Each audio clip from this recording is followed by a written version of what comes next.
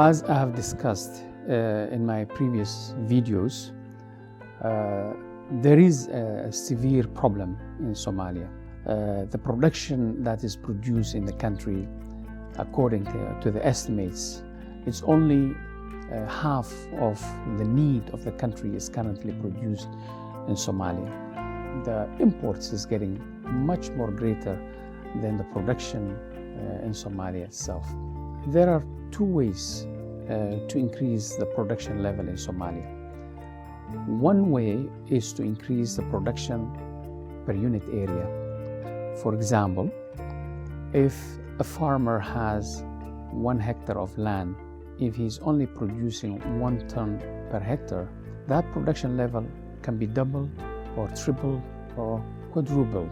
And the second thing is Somalia is blessed with a big land, the arable land that is suitable for cultivation is about 8 million hectares.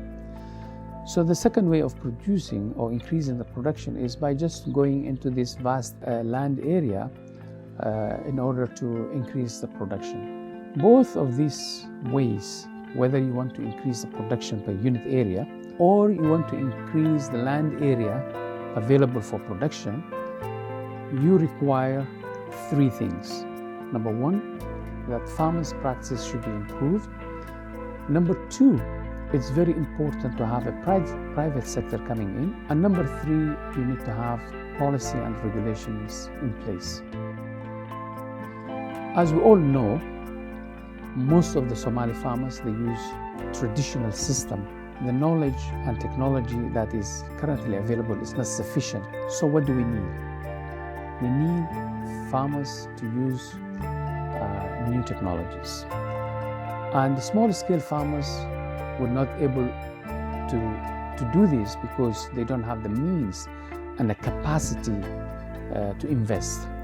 If a farmer wants to increase the production by increasing the land area, you will not be able to achieve this by using the traditional system. So you need farm machinery. And the only people who can come in and help in that are the private sector, because there is a need of a massive investment for farm machinery using state-of-the-art technologies. And all the things are needed to increase the production, as well as also to lower the cost of production. Because nowadays, the cost of production is so high to a point where an imported commodity will be much more cheaper than locally produced agriculture products. The private sector would not be able to perform all these responsibilities and invest in this unless there is an enabling environment.